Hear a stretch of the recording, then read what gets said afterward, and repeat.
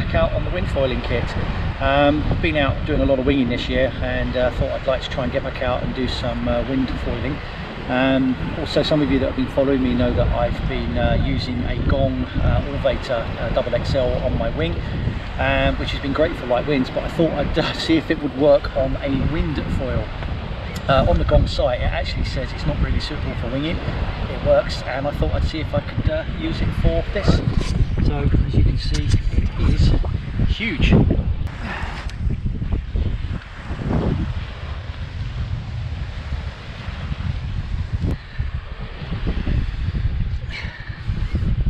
So there you can see it's an Allvator XXL. It's 2,800 square centimeters, and it's 1.20 m across. I've got it on an 80 centimeter mast, but I've also got the 55 centimeter stab on the back. It's got a very short fuselage on it, so I'm expecting it to be quite unstable in pitch, and also probably going to be fairly back foot heavy.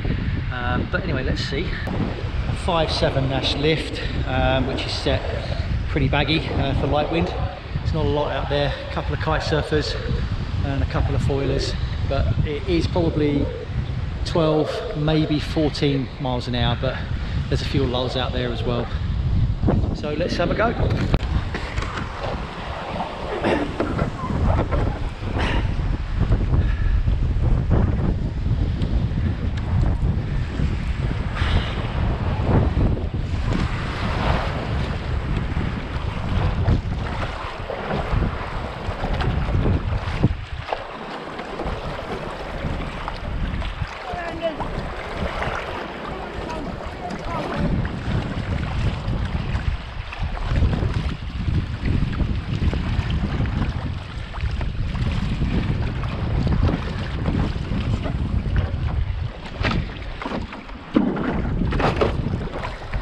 Okay, so let's see how it does. My very long-suffering Hover 142 absolutely battered, but still watertight, still works. So let's give it a go.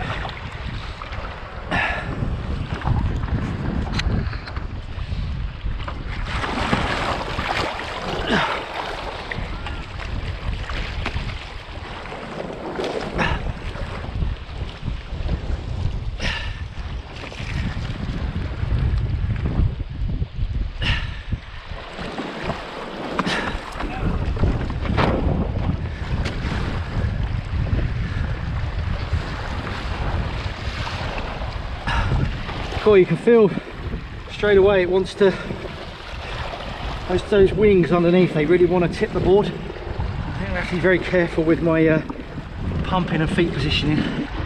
So looking for a little bit of gust. There you go. Oh, foil's already working.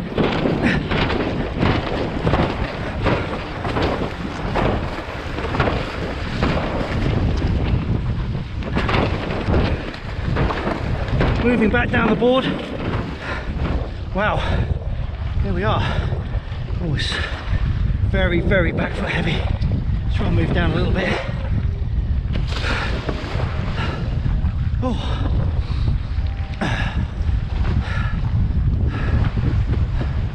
Well, you can feel that short fuselage. It's very wants to tip forward and back. Of course, actually a bit of wind out here now. Well, there isn't, it's just that I'm up and I've got apparent wind. Look at my sail, look how much it's bowing.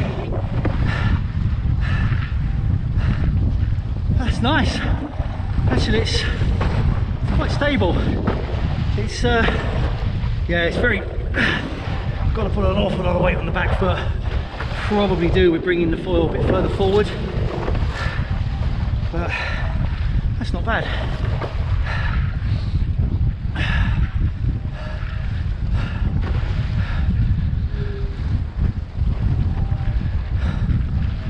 Yeah, it's very, it's not particularly turny. It's very slow to turn, but yeah, light wind day, you just want to be, oh, spin out.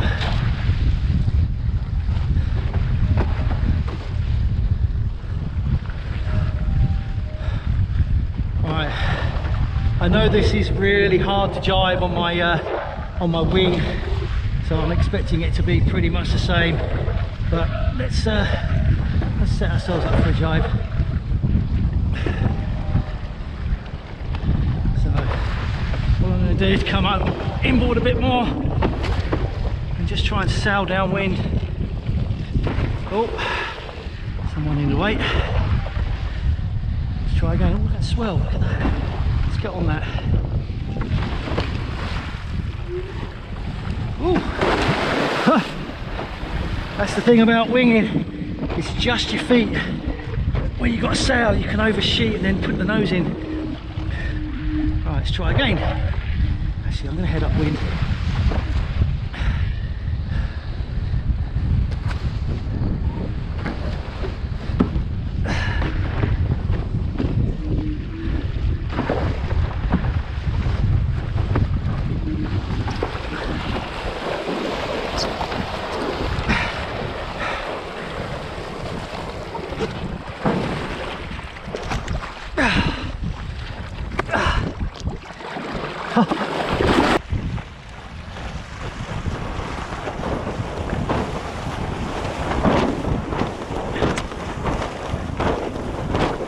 A figure of 8 motion with the sail. Trying to get my stuff in a strap. A little bit of pumping on the foil.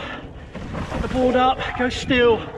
Try and find a little bit of power in the sail, but not too much. When it's light wind, it's too easy to oversheet. And it's weird because you feel like you've got power in the sail, but you haven't. It's just producing lots of drag. So it's not making you go fast.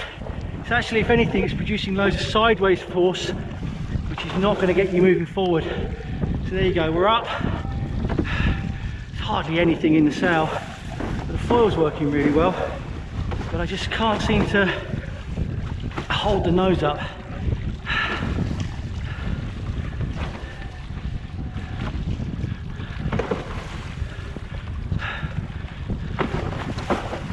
Move a little bit further back down the board.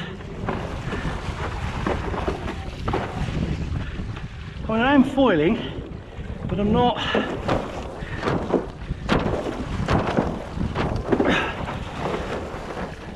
What's happened now is I've come downwind. Got no apparent wind in the sail. Actually, there's very little wind.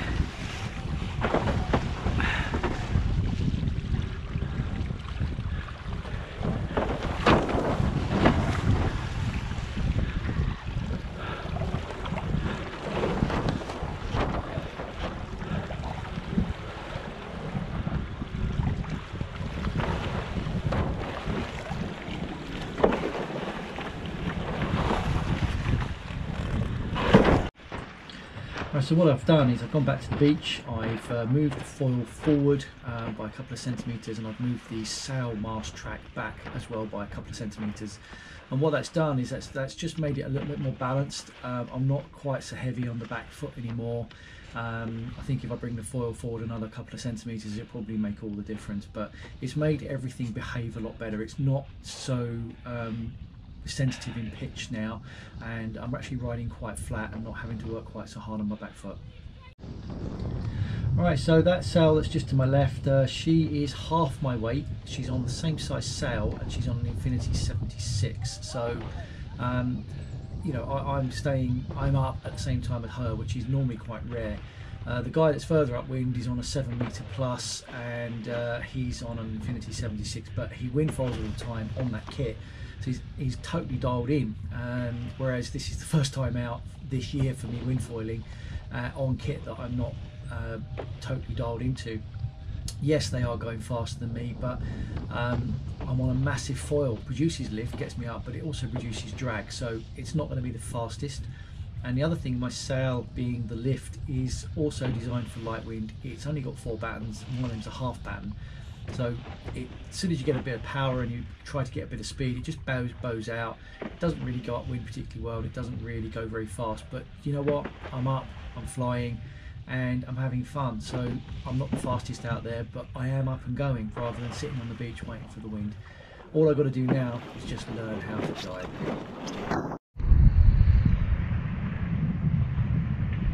So there you can see the Gong Allvator XXL on a Windfoil board. It is huge, but you know what? It works.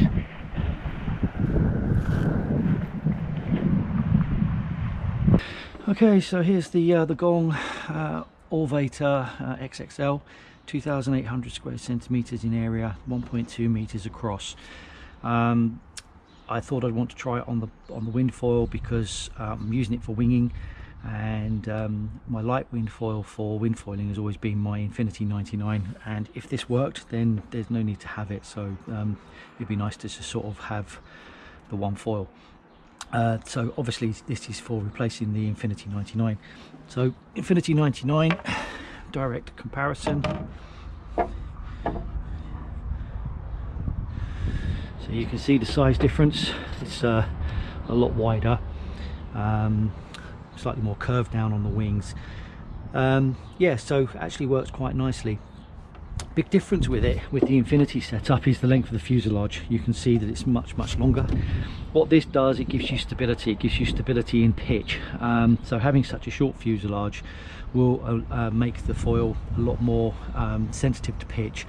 I had the problem with that in the early days with my original setup that I had a couple of years ago. As soon as I went to the longer fuselage, it did sort things out.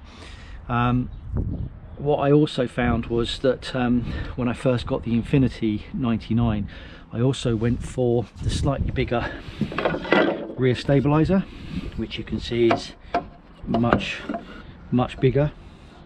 But what it did actually do is it made the foil just not want to turn. So I went back to the smaller stabilizer, which actually didn't really have a huge effect on early planing. It still got up pretty much the same, but it did make it a lot more turny. So what I'm going to do is, with this rear stabilizer, the 55, I'm going to try and go for the smaller one and see if that makes a difference. But setting it up on the board is also different, because you can see here, this is where my fuselage would attach to my mast, and on the Gong it's a lot further forward, so it's about there when it's set up on the fuselage for the Gong. So you can see my Infinity sits a lot further forward on the board.